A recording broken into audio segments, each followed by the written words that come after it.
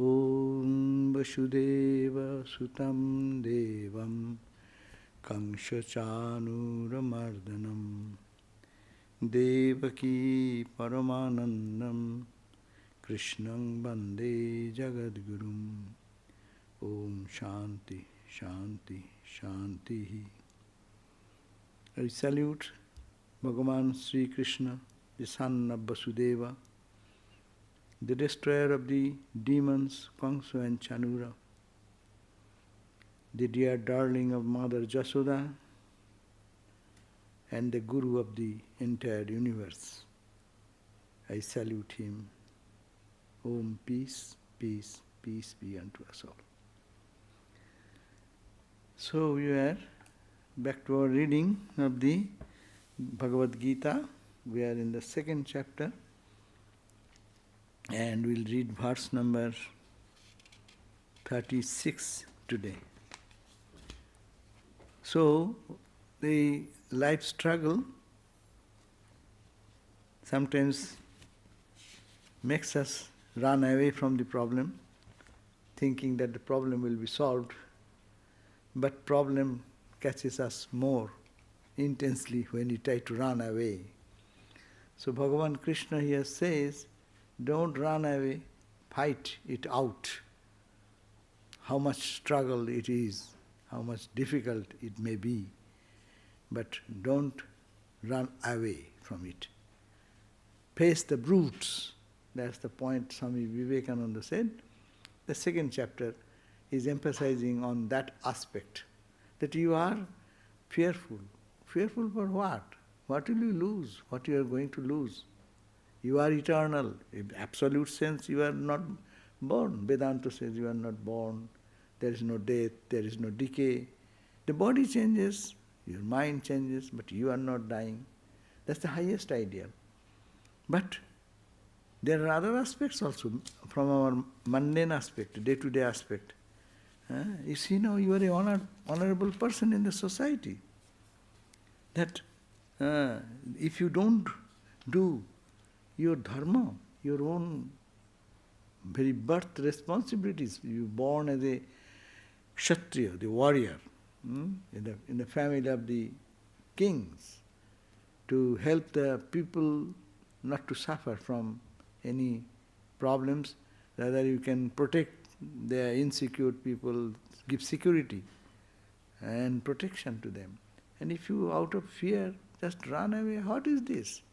You are losing your own dharma. So that's a reasonable ground for getting out high philosophy, come to the mundane level. So, you see, if the Indian tradition is emphasizes more on that swadharma. What is your dharma? Now, verse number you have read, verse on 151 page, verse number 31. If you look at this point, looking at the point of your duty as well, that you should not waver, for there is nothing more welcoming to a Kshatriya than righteous war. You are a Kshatriya, you are born, for a righteous cause you should fight. And that fight will give you protection to you, your name and fame, as also it will help other people give their protection. And who are the happy people? The happy are the Kshatriyas. Verse number 32 we have read.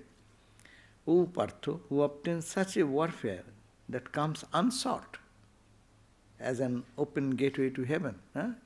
You are not going to fight with somebody. Somebody comes and hits you. And once he wants to justify his wrongdoings. There you are a Kshatriya, you should have to fight out. What a great opportunity. You are a Kshatriya, a powerful person. You can fight it out, and you didn't go to welcome that fight, but the fight is falling upon you. They are trying to attack you. So use your fire, use your power now. So this is another reason from a mundane level. Forget about high spiritual Vedantic philosophy, no philosophy. It is in a day-to-day living situation, If you are confronting something, you have power, you can smash that guy. But you are not doing anything. But he unnecessarily falls upon you and puts blame on you, then you have to fight. That is the responsibility of a Kshatriya, born Kshatriya. So happy are the Kshatriyas, O Partha, who obtain such a warfare. You are not welcoming, you are not jumping upon someone to attack someone, but the warfare is coming upon you, unwanted. That comes unsought. How? As an open gateway. And that, for a Kshatriya, it is the open gateway to heaven. If you fight for justice and protection of the innocent, then you do a good job, and you after life, after death, Hindus believe you go to heaven, higher heaven. So that is also another reason you should fight. And 33 verse also we read. And if you don't do this righteous warfare on page 154, verse 33, then forfeiting your own duty and honor, you will incur sin. Your duty, you are not doing it, and you are allowing somebody to do some nonsense and nuisance, having the power to do and your responsibility to do, then you are incurring sin from the material perspective. And not only that, look at that. Arjuna, on 154 page, you are a powerful person. People respect you. Your greatness is adored because everyone knows Arjuna is such a powerful person. And people will talk, so what? Recount your infamy. People will, your fame, your honor, that will be smashed into the ground, that you are behaving like a weak person. And to the honored, infamy is a serious, surely worse than death. And for a person of name and prestige, when they lose their name and fame, that is their death. Physical death, no, but in moral death and social, in the social context, it is a death. Therefore, 34th verse on page 55, the great chariot warrior will view as one fled from the war out of fear. This chariot warrior, great chariot warrior, means this Arjuna could fight with some thousands of warriors alone. He has such skill to handle so many people at a time. So this, you are famed like that. You are ranked in that level. And now, all the powerful people who used to get frightened with your prowess and strength, and they will, when a great charioteer will view you, that you have fled away from the war out of fear. You, that were highly esteemed by them, will be lightly held. That means people will disrespect you, disregard you. So it is not good for a person of your stature not to act on this. Now, 36th verse, we start here today, 156 page. Avaccha badangscha bahun, avaccha badangscha bahun, vadishyanti tavo ahitaha, vadishyanti tavo ahitaha, ninnantah tava samarthyam, ninnantya tava samartham, tata dukkha taram nukim, tata dukkha taram nukim. So, avaccha badangs, words that are improper to be spoken, they will speak about you Arjuna. Bahun, many such statements they will say about you. And ninnantas tavu samartham, and also they will be cavilling your capacity and power. They will doubt your power and capacity. Yeah? Arjuna, we thought that he is powerful, but in the real field of war, he is running away like a coward. So they will all disrespectful. And what more suffering, more painful episode can be more than this? That's why he said, your enemies will slander your strength and speak many unseemly words. What could be more painful than that? So this is all encouraging the hidden power in Arjuna, his Kshatriya Teja. Monastics are different, Kshatriyas are different, Sudras are different. Each has their own dharma in the state of life, have their duty. A monk should not take a gun to kill somebody. People will say, what type of sadhu is he? He is a monk and he is running to disturb others and attacking somebody. This is unfair. But a warrior, a policeman, seeing something wrong going on, and he runs away, leaving the people to suffer, what type of police is he? No, people will say like, and not a police, it is a brigadier general or say chief commander, a commander of entire military force. So if he runs away out of seeing something, then people will say, what type of person is this? So this is the point he is asking, that when a man is well off in life, all his doings will be extolled as exemplary. But if there be a setback in his life, those very doings of his will suddenly becomes exposed to uncharitable criticism and slander. People who have been all along admiring Arjuna for his deeds of valor will not hesitate to belittle him and his deeds.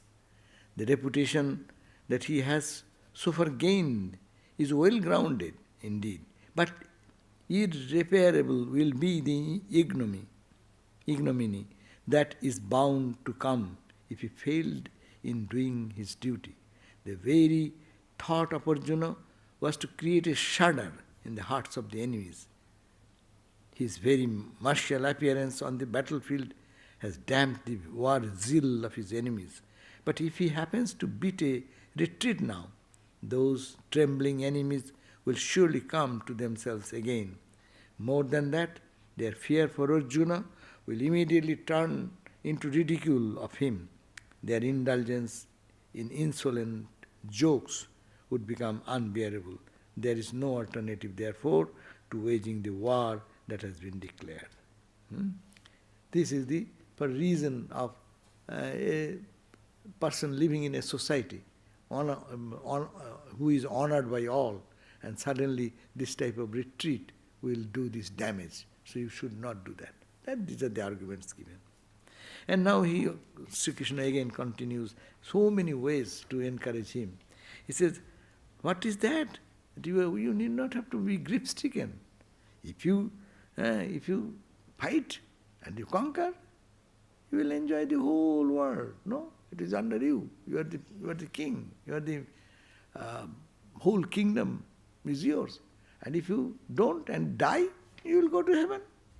You are not losing this way or you are not losing that way.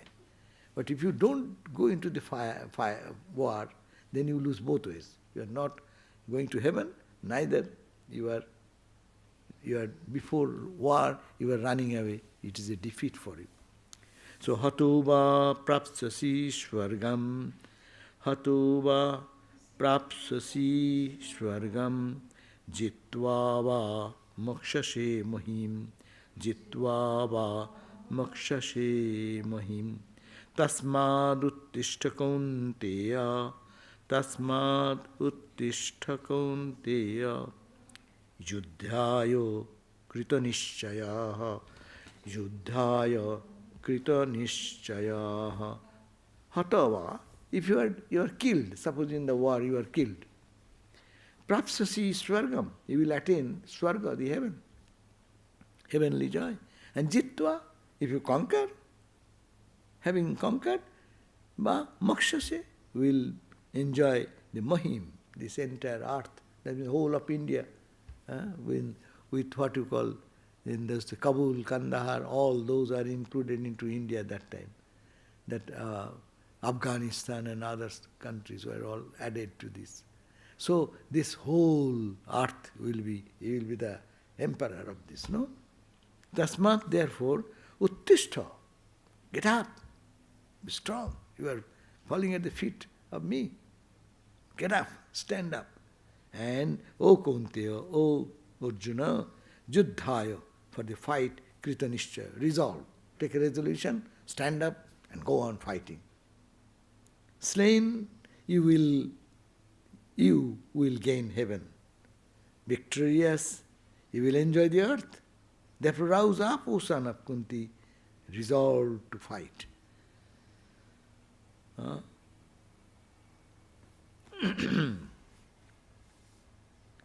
So, viewed from the worldly standpoint, Arjuna has no grounds for grieving and for beating a retreat. That side also. After making this position clear, Krishna now seeks to introduce this yoga into otherwise earthly life. Now he says that, okay, transform your karma into karma yoga. That is the address now. How will you go and fight? Not like any one person, ignorant person, fighting in the life situation and getting into bondage. But you can do karma and at the same time be free from karma. Its entanglements. So this is one of the very much quoted verse. Sukha dukkhe shame kritva, sukhe dukkhe shame kritva, labho alabho jaya jayo, labho labho jaya jayo, tato yuddhayo jujjvasva, tato yuddhayo jujjvasva, naivam papam avapsyasi, naivam papam avapsyasi. So, sukhe dukkhe same kritva. Making sama means equal. Sukha means happiness, dukkha means misery or suffering. In life it will come. Sometimes suffering, sometimes joy, sometimes pleasure, sometimes pain. You have to think that it is all equal. Whether suffering comes or joy comes, it matters little. In life's journey it will come. Samikritva. And also, labho, alabho. Labho means gain. Nalabho means loss. Making joyo, success or victory. And ajoyo means defeat. In the war, you conquer or you get defeated. Making all these equal, because these are life's journey. It is taking us from one point to the another point. Why not do like that, treating these are all equal, alike, pain and pleasure, gain and loss, victory or defeat. So what you do? Yuddhayo jujjatsa. You engage yourself in juddha, in the war. That's also addressing us, all of us, in the life's fight, this journey. These things will all happen. Make it equal. Whether you succeed, whether you fail, why you have to cry? Let it be. Failure, failure. Success, success. That's why he's saying, pain came. Okay, what's that? Pleasure came. Okay, what's that? And you have victory comes, defeat comes. So engage in the battle of life. Yourself. As Arjuna saying, you engage yourself in this battle. Don't run away. Make it equal. Whether success comes, failure comes, you do your duty and let whatever comes be detached. That's the ideal, that's the karma yoga. Very difficult, but this is for all of us. This Gita is not only for Arjuna's story, but it is of the story of all of us, everyday's life. Very difficult. When we face challenges, we also try to run away. Yeah. But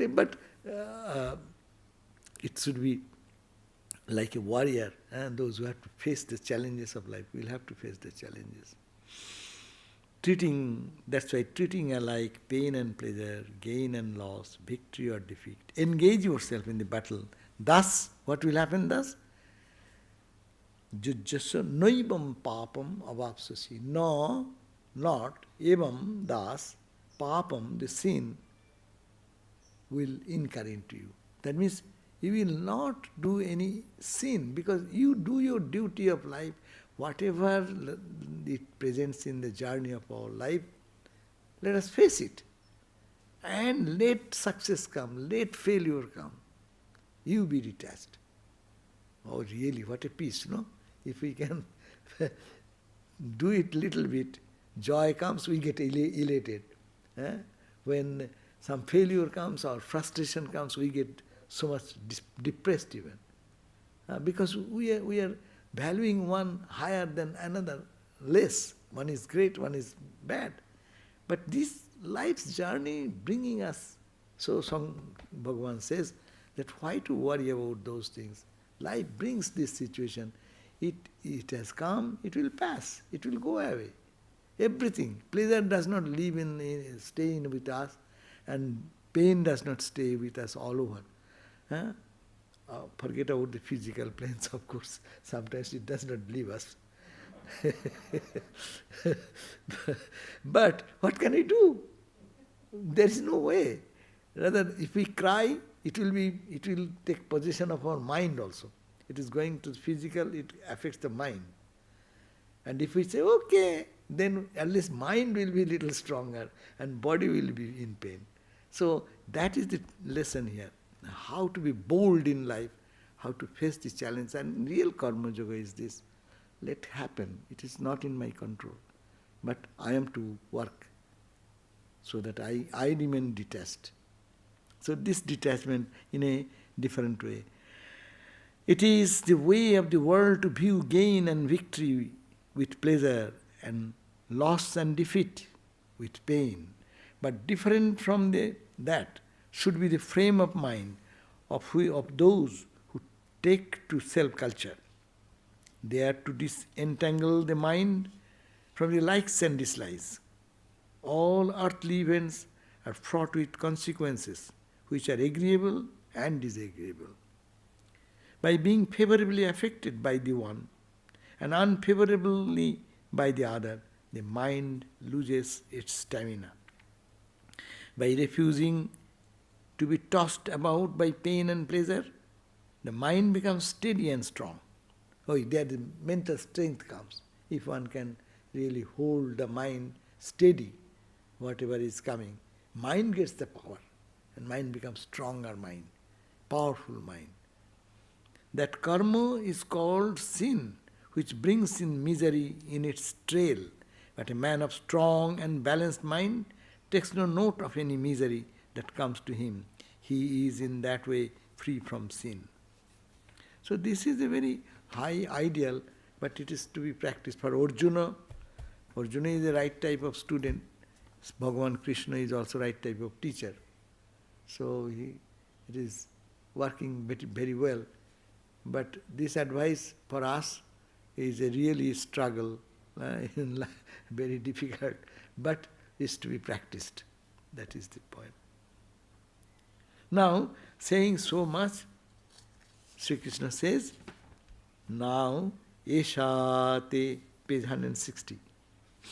Eshate obhita sankhye, Eshate obhita sankhye, Buddhir yoge tu imam srinu, Buddhir yoge tu imam srinu, Buddhya yukto yaya partho, Buddhya yukto yaya partho, Karma bandhang prahasyasi, Karma bandhang prahasyasi.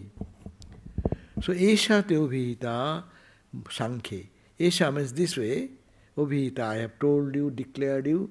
Sankhe means with this reason. Buddhi, this wisdom. So, this ideal of self-knowledge has been presented to you now. Esha, this knowledge, this wisdom, is te, means to you, obhita. I have presented to you, I have discussed with you. Buddhir yoge timang sinu. Now, you need to, sinu means listen. You have to hear it with all attention and your understanding. Make your mind understand this philosophy. You hearken now to the practice thereof. This is in one sentence he has done, but actually, Sankhe Buddhir Yoge tu imam sinu. You first listen what I am saying. Think of it, deep thinking. And Buddhya Yukto, by endowed with it, with your intelligence, O Partho, you will break through the bonds of karma. Karma bandhang prahasusi. If you can do karma this way, this karma will not be a cause of any bondage, but it will bring freedom for you. So, all these verses, what have been said up to this part, starting from the very start was there, with the verse number 12, 13 like that. 13 verse onward we read. So these are different arguments given to strengthen the mind, to make the mind powerful, and to face the challenges, whatever comes, as a duty, as a dharma, to continue to do like that. From the philosophical perspective, from the social perspective, or the perspective of your day-to-day living, and the responsibilities, and all these I have said, so you please listen with attention and act accordingly. And if you can do that, it says the principles of self-knowledge have been enumerated in verse number 11 to 30. Yoga, or the practice thereof, will now be taught in the verse number, next verses are coming. Sankhya is one of the 6 systems of philosophy pertaining to Hinduism. Its origin is attributed to Kapila, and Sankhya, according to this system, Purusha and Prakriti, that idea. So, theory and practice of these 2 aspects of every branch of knowledge are there. Of these 2, the former pertains to the intellectual grasp, which is Vedanta, and then Prakriti comes. This Sankhya philosophy, this second one. One is the pure science and the other the applied science. So they are thinking this is how Jnana Yoga mutually aid us with their karma. Truth pertaining to Atman have to be inquired at the bottom of the page 161. The truths pertaining to Atman have to be inquired into. What is known thereby has to be put into practice. Some simple inquiry about Atman without connecting that inquiry with life. There are people who simply inquire about Atman, not connecting with the life. Atman is great, Atman is pure, that will not do. How to apply in practice. When that pure Atman, joyful Atman goes all vanish when some problem comes. So it is to be that Atman should be made practical into life. So that's why he says, some simply inquire about Atman without connecting with the inquiry with the life. Others plunge in the life only without carrying the knowledge of the principles that govern it. So this verse is suggesting, make a harmony. Philosophy is this, and our life is this. How we can match with this philosophy and practice in our life. That's the practical Vedanta. And Swamiji's lectures are there, very inspirational.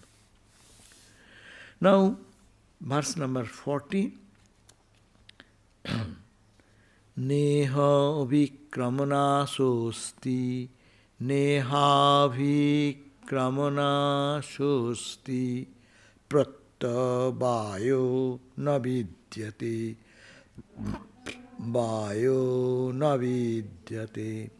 salpam api asya dharmasya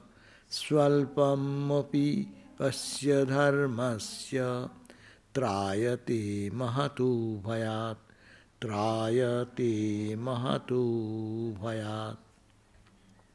What is saying?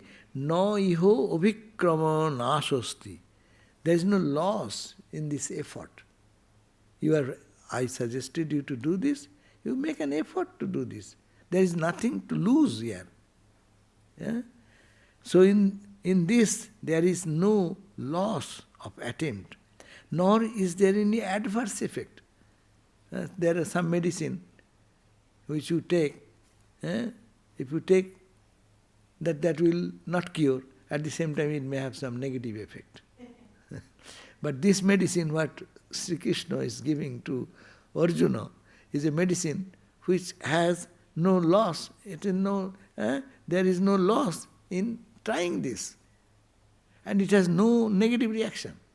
Rather, it brings strength, it brings power, it's self-confidence, honor. So, in the material plane. In spiritual plane, material plane, both ways it satisfies. The practice of even a little of this dharma, that's many times we quote, swalpam. Swalpam is little. Api asya dharmasya. This dharma, what has been spoken, in life challenges will come, try to be contented in both the situation. If it brings joy, it brings suffering, it brings name, it brings defame. So, be quiet, be in the same state of mind. Try to be that, try that, try that. That trial is a great journey and it will not do any harm. And it has no adverse effect of it. Rather it will do good in both, from the both perspective. So the practice, in this there is no loss of attempt, nor is there any adverse effect. The practice of even swalpam apiyasya dharmasya, of this dharma, of this righteous practice, the practice of even a little of this, trayate mahato bhayat. Trayate means it redeems us. It protects us, one from the great fear of life. Great fear of life. Every day we cry and weep because we become fearful. But it will help to conquer the fear. If the construction of a house be not completed with roofing, all that is so far done goes into waste. No? So if the raising of a crop be not gone through with harvesting, the endeavor so far made becomes fruitless. But the partial practice of yoga does not suffer from any disadvantage of these kinds. He is giving two examples. Suppose you have built a house and roof is not there. So you cannot use the room. Rain comes, sun comes. It is no use. You have done so much effort, but without the roof, it is all gone. But this effort, what we are, Sri Krishna gave the idea to in the life situation, says it is not like that. It is a partial practice of yoga. Even one does little practice, say today I failed 10 times, 20 times. You try, you succeeded one time. That itself is beneficial. But the partial practice of yoga, that does not suffer from any disadvantage of any kind. Even a fragmentary application of it has its corresponding benefit, just as a day's food has its own nourishment. So you take food at any point of time, it will give nurture to the body. No? So you take little food, little will do good. More is good. So not to the ideal condition, if we cannot reach the ideal condition of karma yoga, mixing with the jnana yoga. This is the ideal, he has said. Vedanta and this Sankhya and Vedanta mixed together, just we read that. This chapter is dealing with that. Prakriti functioning here, and here is the consciousness of Atman, untouched by anything. And here, coming down one level, yes, I am suffering, I am working, I am my name, I am my fame, working in that level. In both the levels when it's done, even the fragmentary practice of this, which has corresponding benefit, just as a like day's food. If a wrong medicine be administered to a patient, instead of its healing the disease, it may lead to disease of the person. The practice of yoga is not fraught with any danger of this kind. Any little practice of it gives to that extent a glimpse into the nature of the Atman. The fear of death is the greatest of all. As Atman is being understood, this fear ceases. So ultimately, even people try, but ultimate fear is the fear of death. But this philosophy, what Sri Krishna told us, that the Atman is eternal, that helps one to conquer the fear even. Now the 41 verse on page 163. Babosayatmika buddhihi vyavosayatmika buddhihi ekeha kurunandana ekeha kurunandana bahu shakha hi anantascha bahu shakha hi anantascha buddhayo avyavasayinam buddhayo avyavasayinam. So what is this Vyavasayatmika buddhi? Means buddhi, understanding, determination, one-pointed determination. That Vyavasayatmika buddhi. And that's why it is said, to the firm-minded person, there is this but one decision, one-pointed, and many, that all decision is made one-pointed. But many branching and endless are the decisions of the infirm in mind. Those who are firm in mind, they can decide and work pointedly. Those are of infirm mind in mind, they get scattered, and they could not get the benefit of their mental power. Mental power is stressed out and it is lost into the air, as it were. The effort does not bring good result because their mind is not concentrated and focused. They think, this will do little bit better, okay, that can do little better. So neither doing this, neither doing that, not focusing in any direction. So they get lost. That's why one-pointed focus is appreciated. Vyavasayatmika. We have buddhi. Our buddhi intelligence is there, but intelligence should be one-pointed with this philosophical understanding and its practical application. A number of students work at the problem in the mathematics. Wrong answers they get are numberless and they are constantly shifting. But when the right answer is arrived at by a smart student, he no more deviates from it.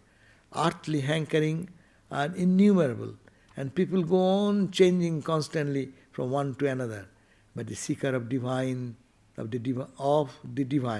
the purpose is one and all endeavors are concentrated on. So really, when people think, what am I to do in life? Particularly it happens in the student life. After studying, finishing the school, going to college, what shall I study? And okay, somebody says law is good, you want to do law. After 1 year, 2 years, no, law is not good, let me go to medicine. And like that, changing so many, what is called their subjects, and they actually, so many years are lost. But if one determines first, no, this is the goal and I will hang on to that whatever happens, that person succeeds more. So this is the idea. That determined mind can do much better work. Indetermined mind or fickle-minded people cannot gain much. And for God realization, but the spiritual life, one-pointed focus, God and this purpose of how to reach that should be determined. Firmness in mind comes to one who learns concentration, which is serviceable both to the sacred and to secular. Concentration is the key point of success. Swamiji said, no? Success in life, concentration gives the success in life. Whether in spiritual life, of meditation, and in secular life also. Anyone succeeds, their concentration is better, they actually succeed more. When the divergent ignition of a combustible thing then becomes possible, even so, the mind trained in concentration can both know and do a thing to perfection. So, Bahushakha means mind distracted in 10 directions. That does not give any success. Here emphasis is there, let the mind be focused in one direction. And one-pointed mind will bring both spiritual development and material development also. It was possible for Arjuna alone, among the disciples of his Drona, to shoot his arrow successfully at the target within a grove. His success was entirely due to concentration. And Swami Vivekananda also appreciates the secret of success lies in concentration. And then he gives some example of Jagadish Bose, famous scientist. He demonstrated to the world that all the feelings and sensations as is found in man are in the plant life also. When questioned he could probe into that mystery, he replied, to know all about the plants, I myself became a plant mentally. That means they were so concentrated, you feel identity with them as just you go to a plant and see when the very heavy sun and no water, you can see. We people, ordinary people can see how the plant is crying for water, no? But if one can identify with it, that's why their suffering, their thing can be understood by concentration. That Jagadish Bose, who found the life in the plant in the scientific way, he said that. So, therefore, this a concentrated mind opens on the page 166. A concentrated mind opens realms of the reality unknown to the ordinary. Through one-pointedness, realization of the reality and atonement with it is possible. This exalted state can be attained by means of Sankhya and Yoga merging into one. The one who is firm in mind is therefore the best among men. So,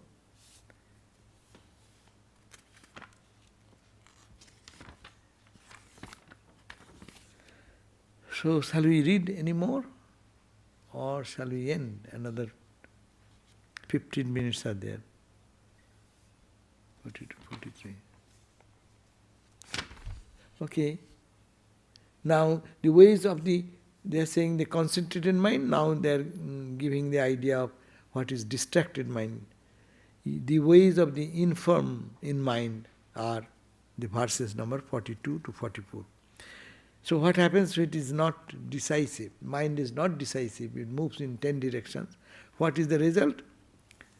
They says, 42 verse, Yam imang pushpitam vacham, Yam imang pushpitam vacham, Pravadanti avipaschitaha, Pravadanti avipaschitaha, Veda vada rata partha, Veda vada rata partha, Nannad asti iti vadina, Nanyat asti iti vadina.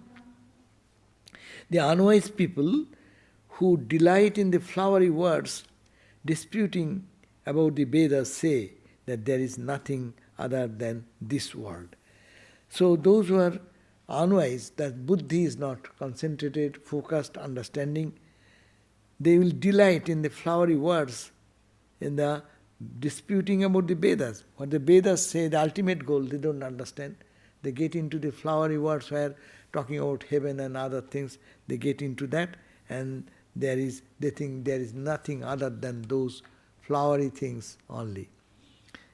And then, who desire, 43 verse, Kamatmana sarga para, Kamatmana sarga para, Janma karma phala pradam, Janma karma phala pradam, Kriya vishesha bahulam, Kriya vishesha bahulam, Bhogaisharja gating prati, Bhogaisharja gati prati.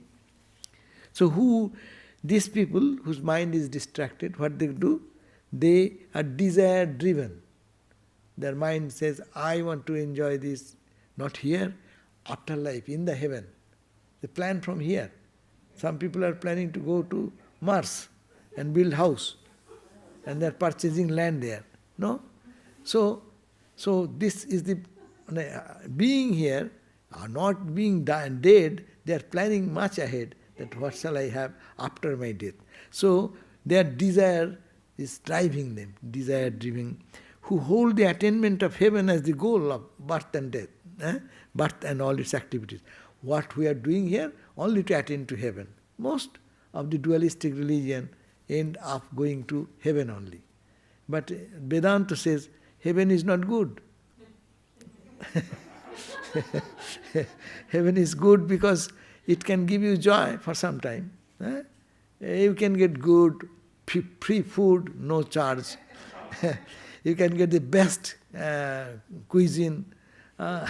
You can have all the luxuries of life. You can have all the pleasures of life. But what will you do with it? After some time it will be monotony. Will it not be a monotony after some time? Every day if you get one type of good food, you would like to get then some fried food. No, some cheaper food. So this is the point. People make their goal, I will go to heaven, I will enjoy this, I will enjoy this. And they drive their all activities. Not we are this type of thing is not in our present day mindset. But in Sri Krishna's time, they are talking about the society used to think by performing jagna and other things, I will go to this heaven. So many heaven ideas are there. 14 heavens, no? 14 heavens, 7 heavens, 7 hell.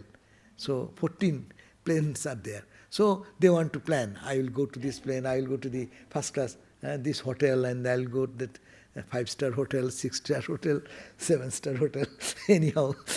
So that is the desire, and they are driven by that. They work that way, and at the end they finish going over there. But what? They don't find joy, eternal joy there. It is limited. Anything you gain by karma, it must have its end. Anything you earn, that is chance of losing. But that which is our own, no one can take away. That's the Vedanta says. Atman is your own.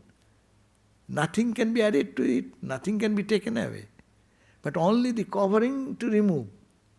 Then it is that truth, that. So, but these people who don't understand this, not concentrated in their understanding, just the other verse said, but in 42 verses, people have distracted mind, always thinking this and all the time planning to go here, go there, go there, go there. Not here, I didn't get the full-fledged experience of joy, I'll get it after death. Most of the ideas. So who desire-ridden, who hold the attainment of heaven as the goal of birth and its activities, whose words are laden with specific rights. You have to be bringing in pleasure and lordship. You do this type of karma, do this hardship, do this jagna, and then you go to heaven. And as a result, what happens? 44 verse. Bhogaishwarja prashaktanam, bhogaishwarja prashaktanam, taya apurhita chetasam, taya apurhita chetasam, vyavashayatmika buddhi, samadho na vidhiyate, samadho na vidhiyate. So there is no fixity of the mind for these people, because they are always having so many desires driven that it is always making them restless. For them who cling to the pleasure of power and whose discrimination is stolen away, they lose their discrimination and they are distracted this way, and they move into the world of pleasure, which is momentary and insecure. So that is the effect of distracted mind, and this is the effect of the pure mind or concentrated mind. So, meaning that we should have to concentrate our mind for higher goal, not to be like that, running from one to the other and changing the goals of life, smaller goals, better to have a higher goal with this Vedantic knowledge and of course with this practical application of it. So, thank you, all of you who have joined in the online and also those who have come. Thank you all. Jai Ma. Om Shanti, Shanti, Shanti. Harihi Om Tat Sat. Sri Ram Krishna Panamastu.